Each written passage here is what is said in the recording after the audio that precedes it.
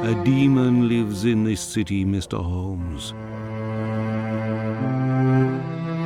What is over there? A trip from which you will never return, Watson. Trust me, don't go there.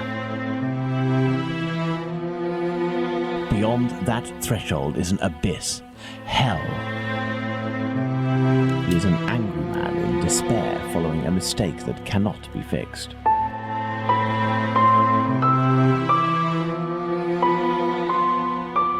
My goodness, Holmes, it was a slaughter.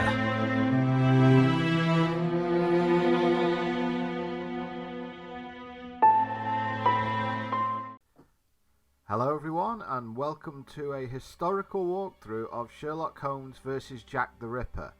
My aim with this series is to mix both the game and fictional universe of Sherlock Holmes with the real life events of late summer 1888. Hopefully you'll enjoy. In the name of my health and yours, Holmes, stop smoking so much. There is more fog in our apartment than in the street. You are right, Watson, but this evening is never ending, and I have nothing to do but make smoke rings. A more amusing pastime would suit better, but my doctor is against it. Perhaps a little tune on the violin. My heart is not in it tonight, Watson. Have you noticed how this cigarette burns? Would you not say it is like a life being consumed?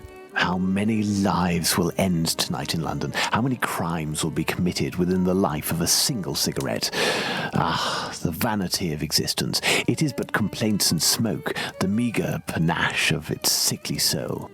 The tobacco is giving you very sombre thoughts. I am certain that this inactivity will not last. Let's retire. You'll be in better humour tomorrow. Reason speaks. Let's to bed.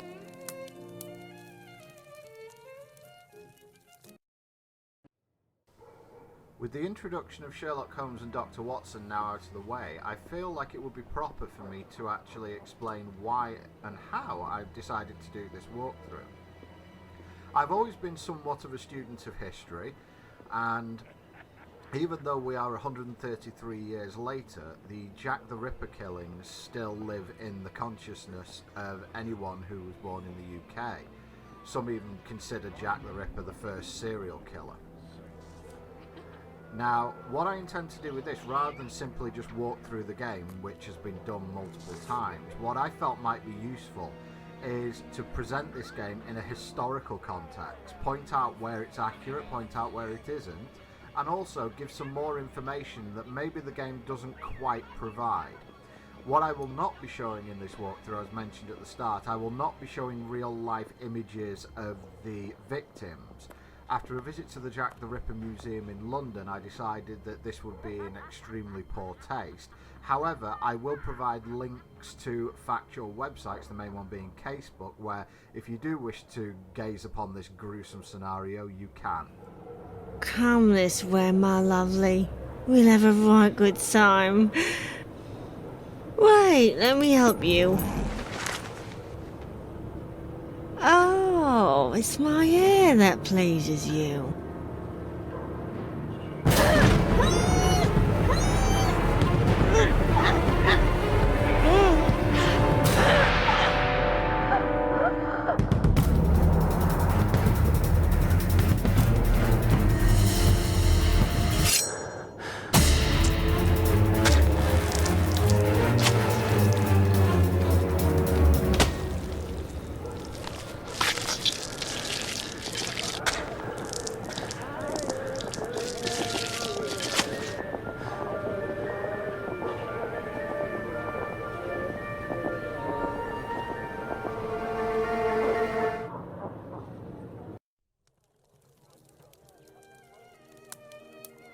The news is as dark as the sky, Holmes. An inquest has been opened into the murder of a poor woman in the East End. The unfortunate girl was discovered last night, lying in the street, still warm. The murderer was filled with an incredible savagery. Oh, the article gave me shivers down my spine. The inspectors in charge of the case don't seem to have even the slightest lead. A similar murder took place less than a month ago. Ah, love. A romantic walk, a kiss in the moonlight, a polite refusal, a terrible anger, and a hanging. This area of Whitechapel is a disgrace to London. The government should take serious note of what is going on there. Whitechapel? This woman was found in Whitechapel? Yes, indeed. Bucks Row, to be specific. Then it was not a question of romance, but of commerce. Unless these women actually take pleasure in the vice, the female nature is completely... Holmes, do you hear yourself? A woman is dead under unspeakable circumstances. No less than any other, she was a human and one of Her Majesty's subjects. None of these streetwalkers of which you speak have any other way to survive but by selling their bodies. You know as well as I that our era is not a gentle one, and these women don't have much to look forward to. Some grace, if you would. Do not refuse them your compassion. Do not say another word, my dear Watson. We shall leave immediately for Whitechapel. To the scene of the crime? No, I think it would be better to arrive there a bit later once night has fallen. At the moment, the spot will be overrun by police officers and spectators. It would be impossible to investigate properly. Then where are we going, Holmes? The best thing to do would be to head to the police station and attempt to get a copy of the preliminary reports. But the article in the Star seemed quite complete to me. You must know, Watson, that journalists often draw conclusions from the facts without a proper understanding of how to do this delicate task. We must obtain the reports from the inspector in charge, as well as those from the coroner. Very well, Holmes, but all the same.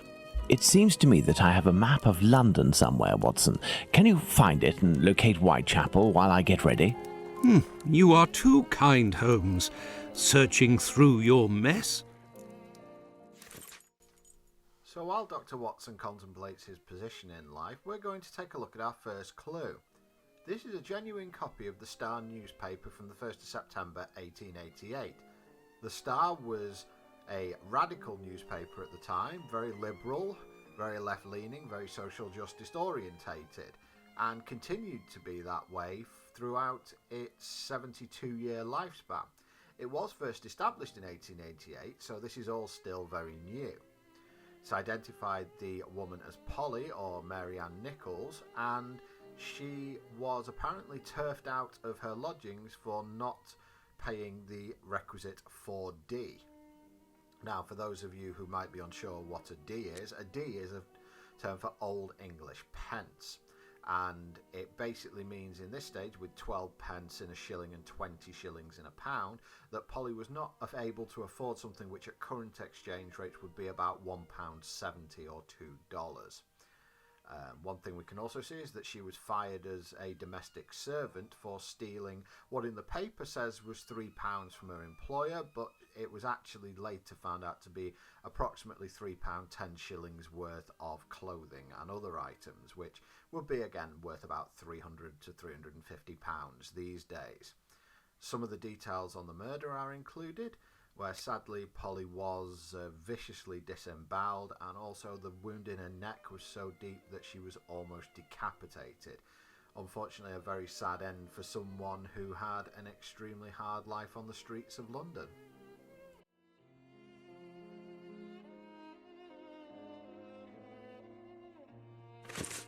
This is how we're going to control the vast majority of the game. We're going to be in first person mode and we're going to be exploring things from this perspective. Switzerland, a charming country. Perhaps Holmes and I shall investigate one day. Well, well, Holmes has received some French champagne with a card, a gift from a young admirer, signed Raoul d'Andrecy. Who on earth could that be? Couple of Easter eggs there, one obvious and the other is Raoul is Arsène Lupin, the villain of another game. A map of London, at last. Let's see, the district of Whitechapel.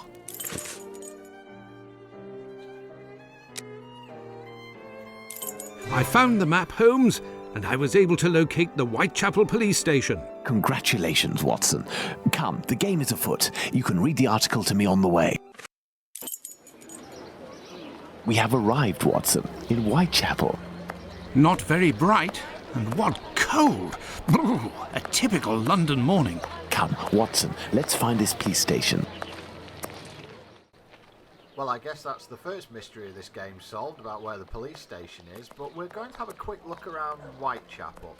I personally have spent some time in Whitechapel through working with Diabetes UK, who are based in Aldgate, and even though it has changed from what we see now in 1888, the idea or the stench of Jack the Ripper is still around in the area, although I will say that the locals do make some Commercial Street.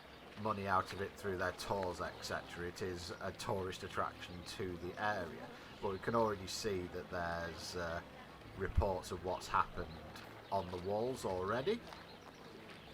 And strangely enough, this young lady seems to have changed her hair colour in the time that we've taken to read that sign.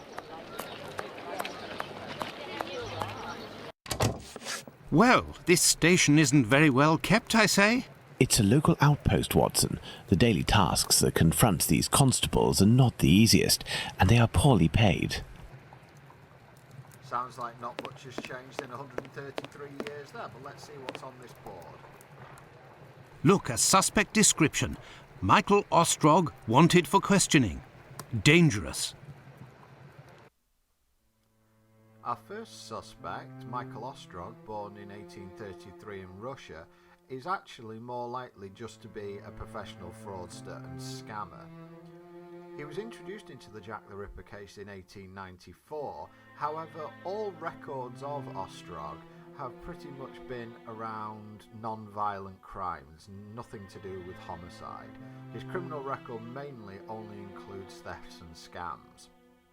There's a lot of detailed history on Ostrog, however probably the most important was detailed recently, where it was found that Ostrog was actually arrested in Paris and was detained and imprisoned during the events of the Jack the Ripper killing, thus ruling Ostrog out as a suspect.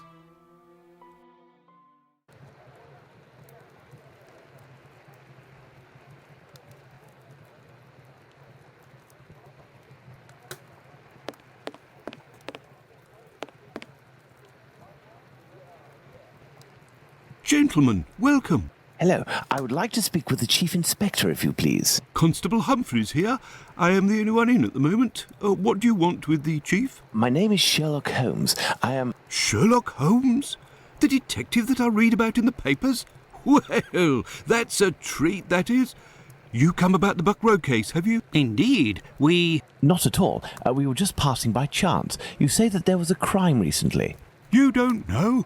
You must be the only folk in London who haven't heard. It won't be long until you find the culprit, no doubt. Nothing is less certain. Suspects, 0. Clues, 0. It's not good for us, especially not in this district. Listen, this isn't what I came here for, but if I can be of service, in a confidential capacity, of course, if you can entrust me with a copy of the preliminary reports, I could study them and return later with my conclusions. It's just that these are official documents. I can't take a decision like that without the inspectors. The sooner we know the facts in the file, the sooner we can be of help, my friend. Say, if you are Sherlock Holmes, you can find anything, isn't that true? With your magnifying glass, footprints. My performance is often embellished by my biographer. Ah, good. Good. I will give you the reports, but could you do me a small favour first? During my rounds, I dropped a leather folder containing some papers. Nothing of importance, but it's a big mistake. I would go looking for it myself, but I am stuck here on duty. I must have lost it near the seedy boarding house not far from here. Left when you leave the courtyard and left again in the lane. Perhaps you could go, ask around. We shall see what we can do. Are we going to go look for these documents? Why not? It'll give us an occasion to take a tour of the district, Watson. Much of this game does have the Stink of Fetch quest on it, and oh, this person's changed as well. Never mind. Before we get into this, let's just get moving towards the housing district, and let's meet up with a recurring character from this game who's going to turn out to be extremely useful to us. Good day, sir. You wouldn't happen to have seen a leather folder on the ground around here, would you? Good day, gentlemen. Finley, caretaker of this building. Here to serve. And yes, less than an hour ago. But some of the local urchins picked it up and God only knows where it might be now. That's unfortunate. This police bag contained documents that the local police will miss. You're inspectors. Not at all.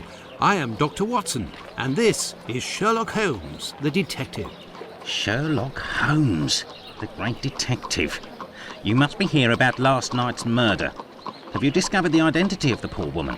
Indeed, I'd only to read the papers. Mine is dated from this morning, and it does not say who it is.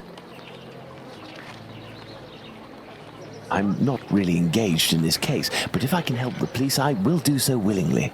Oh, to be sure. I've been told that Inspector Aberline is in charge, a very capable man. So, according to you, I have no chance of finding this folder then? Indeed. But I, on the other hand, should be able to find it. Do me a favour in exchange. A vagrant comes almost every night to sleep in one of the nooks not far from my windows. He coughs, howls, sometimes even sings. He's quite hefty and I don't dare approach him. I've lost 3 tenants because of him. If it's you who speaks to the police, they will take this matter more seriously. Tell them about the captain. They'll know who you're talking about. In the meantime, I'll find your police bag. So with the introduction of Finley there, we now get a second newspaper. This one is from the East London Advertiser. Again, a real newspaper from Saturday the 1st September 1888. This one also mentions another murder that happened in the Whitechapel industry. We'll be looking into this later in the game, however this will be the murder of Martha Tabram. Not one of the canonical murders in inverted commas for Jack the Ripper, however one that has been linked to the murders, and it does have at least some Ripperologists believing that there were more than the murders that have been attributed to Jack the Ripper. Funnily enough, in here it mentions that the woman is 35 to 40, which is not correct for Mary Ann Nichols' age. However, it was noted at the inquest, I believe by one of her family members, that she did look almost a decade younger than she actually was. There's also mention here of a great fire at the London warehouses. That was pretty much the entertainment back in the late 19th century, that if part of London for whatever reason decided to set itself on fire, it was certainly better than sitting inside and contemplating how poor you were.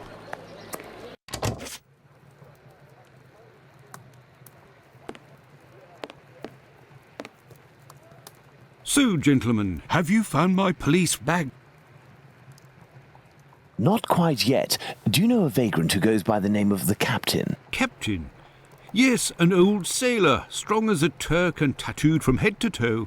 The drink has turned him into a derelict. He appears to be causing some problems for the caretaker of the building at the end of the street. What do you want us to do? Every night, stairwells, halls and porches become public dormitories, and people don't only come to sleep. I believe this man has a niece who puts him up sometimes. Her lodgings are in Commercial Street, right after the alley with the boarding house. You won't forget my folder, will you? Do you believe this woman will agree to have her uncle stay with her? No idea. Oh well, let's go see her just the same. We will find ourselves doing a decent quantity of busy work in this game. However, a lot of that is to simply pad out how much we're doing into world build. Obviously, if we were just looking at the facts, we could do that in a couple of hours, but this does help to do some kind of world building. There. This is where the niece of the captain must live.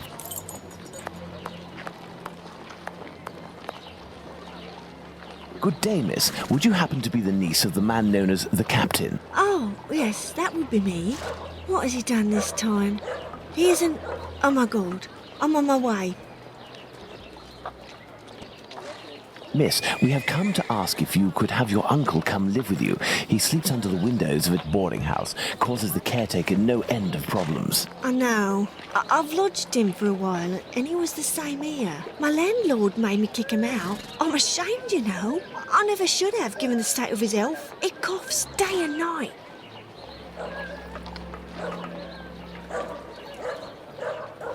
There might be a way to calm his cough. I am a doctor. I could examine him. You went to see a doctor at the clinic, but the medicine costs too much. I can hardly pay my rent. We will see to it. Where might your uncle be found? I don't know. He must be in the vicinity, but I don't know exactly where. We will find him. Holmes, this is serious. Find an alcoholic in Whitechapel? A needle in a haystack would be easier. Come, dear doctor, let's trust to our lucky star. Moreover, we also have our informers, remember? Are you referring to those brats to whom you are always giving charity? Exactly, my secret police. Some of them must surely roam in this area. It suffices to find them.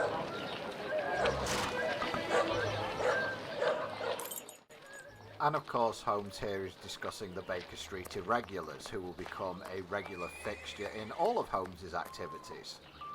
Hello, young man. How are you? I recognise him. It's the lad who sells newspapers, who is always calling outside our windows at Baker Street, early in the morning. Hello, Mr. Holmes. It's a treat to see you again. What can I do? Would you happen to know an old sailor who goes by the name of the Captain? A poor man who hits the bottle a bit hard. Of course, Mr. Holmes. He's there at the end of the street. Round to the left he is. But be careful. He can be a tough customer, that one. Very good, my young man. The doctor will give you a little something. Watson? Huh? I say, Holmes? Is he always such a skinflint with you, Mr. Holmes? Well, thanks to you, Mr. Holmes. Anytime you need me. Okay, so time to do the completely sensible thing and walk Bassett down Street. dark streets in Whitechapel. For those of you thinking, no, it doesn't quite look like this these days, but London is still London, and there are still remnants of that time. I can hear someone coughing more than is natural, Holmes. Yes, Watson. The poor man cannot be too far away. I'll refrain from making the obligatory 2021 joke there. However, we found the captain, it looks like. If, in order to listen to us, this man imposes as condition that we find his pet cockroach, there will be another murder in Whitechapel today, Watson. Yours. Ah! He is in a critical state, Holmes. He has barely a month left. Is there a way, dear doctor, to ensure that this last month passes in silence? Really, Holmes, sometimes you... Oh, really? I will make note of some medicine to get immediately that will relieve his pain. Very well. I will locate an apothecary or a clinic. It's interesting to point out that while Holmes is obviously completely aware of social graces, being a gentleman of the era, he certainly is not someone who is confined by them and will certainly be what would be considered extremely rude at that period of time. Anyway, we found the clinic and there's not really much going on here. You'd think it'd be a bit more busy given the era. Good day, sir. Dr. Gibbons. You aren't from around these parts. Indeed, doctor. It is for someone from your neighbourhood that I am here, though. His doctor asked that I acquire some medicine on his behalf. I have the note here. Dr. Watson? Not from round here neither. This medication is quite dear. Certain documents are necessary to obtain them for free. I don't have it. You'll have to accept my spare change. Will it be enough? Enough to relieve your patient for a month. Would you like me to make this prescription available after that time? According to Dr. Watson, that won't be necessary. The possibility of a recovery? A definitive one, yes. There, sir. Thank you. It's rather quiet here. An unusual chain of events. The majority of the people hereabouts went out last night to see the great fire at the warehouse. The patients that I was minding and my staff were no exception. The former were dramatically healed, and the latter ended up sick. And with the murder last night, most of the people who weren't working wandered over to the scene of the crime. Their little aches and pains will wait until tonight or tomorrow. A squalid murder, it would seem. Just like what this area has become. My thanks, doctor. Not at all. It would seem that even the medical professionals are down on Whitechapel, as it were, in this period of history. Certainly a forgotten area of the empire. The Whitechapel Church. The clock is wrong. I couldn't find any reference to the Whitechapel clock being wrong, however that is important to this game in terms of solving the case. Anyway, hopefully we're back with the last fetch quest, although it won't be. Here is the medication, Watson. Is our man movable? He should be able to stand in a few minutes and will no longer be suffering from his cough before long. Consider the affair resolved. Accompany him to his niece's while I return to the boarding house, and then join me at the police station. Let's return to the boarding house. I have good news for you, Mr. Finley. We have sent the captain to stay with a relative, and he shouldn't bother you for a while. I also have some good news. I have your police bag. Thank you. I bid you good day. Oh, it was nothing. Tell me, one of my wife's friends lost... Another day, Finley, another day. Let's go to the police station. So, what news do you have, Mr. Holmes?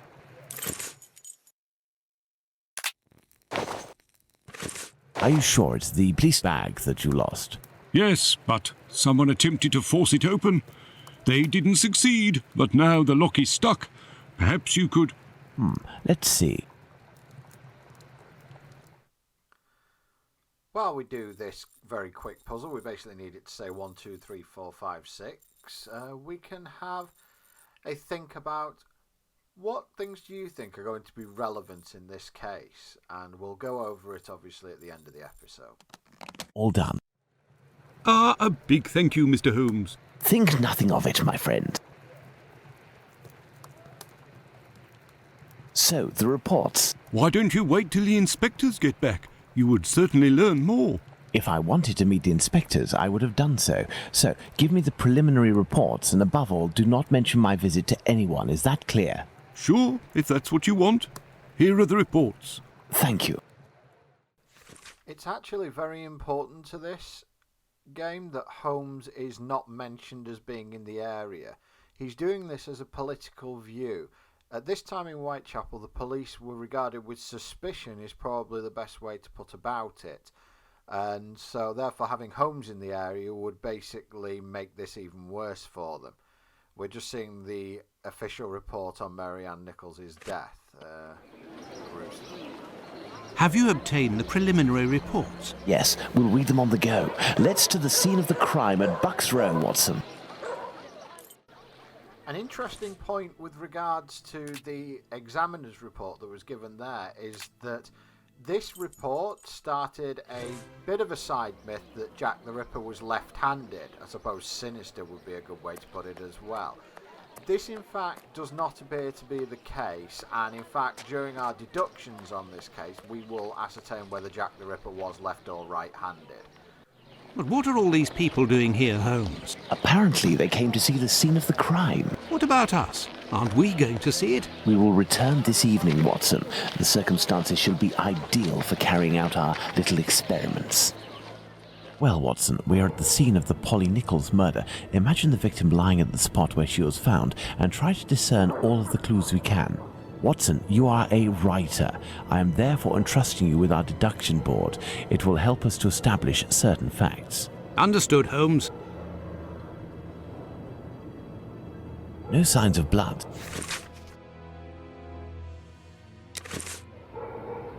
Let's look at this poor woman more closely. This is the deduction game on all the murders. I think it's fairly tastefully done. The throat was slit from left to right. There are 2 incisions. The tongue is swollen. There is a bruise at the level of the right maxilla. There is a bruise on the left cheek. I've actually missed something here, that being the pool of blood there. You can see small pictures of the victims within this game, but for these sort of games where it's graphic, it's always done in this manner. The body was lying on its back, legs straight and slightly apart. The skirt had been lifted up to the middle of the body. The left hand was touching the barn door. The body was still warm. Let's reread the preliminary report for the details on the wounds inflicted upon this poor woman. There is a black bonnet near the left hand. No marks on the ground. The ground is muddy. So we can now take these items to the deduction board and sort of piece together everything as best as we possibly can, just to establish a cause of death and also a method of death if we can. There is only one streetlight lit on this street, Watson, and this spot is particularly poorly lit. This spot is deserted, Holmes. The prostitutes only come here to exercise. That's an extremely English way of putting that. So, one thing that was mentioned there was how poor the lighting is in Whitechapel. In fact, there was an investigation in Whitechapel around October due to the fact that the lighting in the district was so poor. It was deemed as hindering the police investigations. Now, this is how the deduction board works. We pretty much put in all the clues that we have found and then come to a deduction based on it.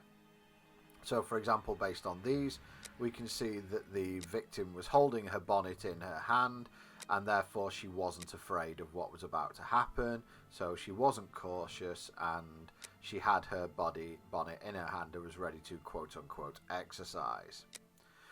No trace of blood on the wall. What we can do there is rule out whether the victim was dragged or not. Now, in fact, one of the things that was under investigation at the time was whether the body was murdered elsewhere and dumped, because there was a distinct lack of blood in the area. But one of the prevailing theories of the time was basically that Polly Nichols was actually murdered while she was standing up, and therefore by strangulation rather than having her throat slit while she was alive, which would have spurted blood all over the walls. So it would appear that at least in this first murder, the murderer is completely in control of what they're doing. The only thing I'm getting wrong here is the hands which are used. Let's look at this poor woman more closely. A small pool of blood, 6 inches in diameter. Well, Watson, we have found all of the possible clues, I think. We will now attempt to recreate the scene of the murder. Come closer, Watson. I have to make you up. You are joking, Holmes?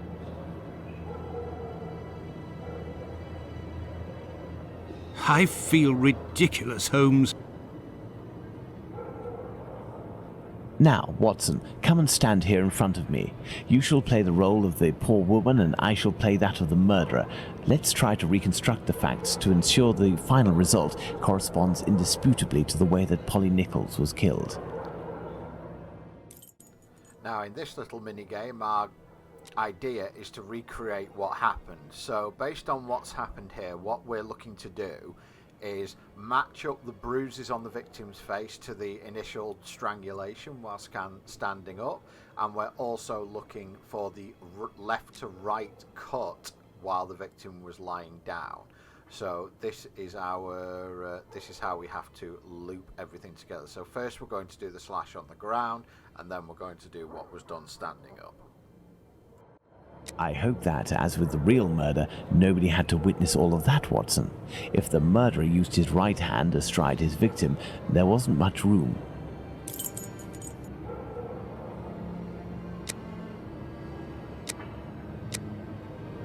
The murderer had enough room to inflict the wounds to the neck, and these wounds suggest the left hand was used.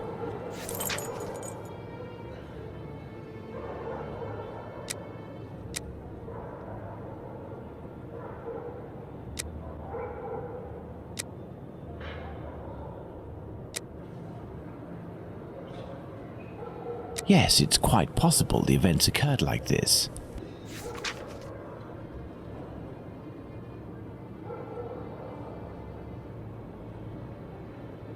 My dear Watson, now that we have found all of our clues, nothing remains but to subject them to our most likely hypotheses in order to deduce the facts.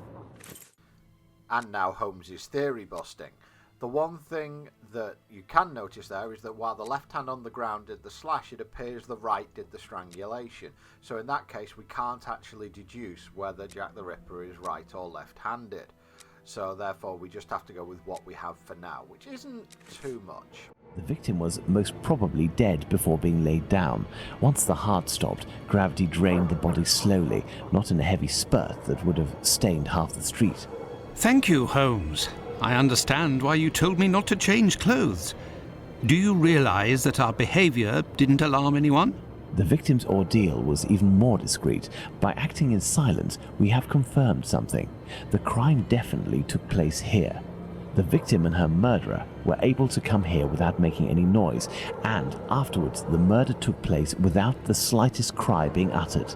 Come, Watson, let's go home. We have spent far too long in this sinister alley.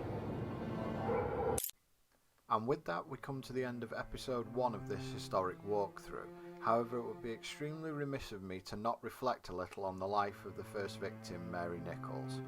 She was born Mary Walker in London in 1845 and married William Nichols in 1864. The couple went on to have 5 children. However, in 1877, Mary Ann Nichols began to drink quite heavily and absconded from home on several occasions. The couple separated in 1880. In 1882, her husband learned that she had been working as a prostitute and therefore stopped paying her a maintenance allowance. Despite Mary Ann Nichols issuing a summons for non-payment, she lost her case on the account of her immoral lifestyle, very much the way things were handled in the period. She was in and out of various workhouses and lived with her father in 1883. However, her excessive drinking led to friction between them, and following an argument she moved out. She continued to work in Lambeth Workhouse as a resident and eventually moved in with a Thomas Stuart Drew at 15 York Street, Walworth in 1883 and lived there until 1887. Unfortunately, it would appear that that relationship came to an end and she returned to Lambeth Warehouse after a period of vagrancy. She was employed as a live-in servant in April 1888, and in fact, due to letters that had been found, would seem to have found herself on her feet. However, she absconded, stealing some clothing to the value of £3.10 at the time, and therefore lost that position. She continued to share a common room in a lodging house until late August 1888. She was seen walking alone along Whitechapel Road on the 30th of August 1888, and again leaving the pub at the end of the 31st of August 1888. Tragically, Emily Holland would be the last person to see Mary alive at 2:30 a.m. the 31st of August 1888. She boasted she had made her DOS money 3 times over but had spent it. Sadly, just over an hour later, Charles Cross found her body lying in the gateway in Bucks Row, Whitechapel. Mary Ann Nichols would go down as the first victim of Jack the Ripper, and her murder would be the first and by far not the most gruesome. However, it would begin a series of horror in Whitechapel from which the district may never have recovered. Next time on this walkthrough, we will investigate the aftermath of the Polly Nichols murder and the hunt for Leather Apron. Thank you very much for everyone for watching, and I'll see you next time.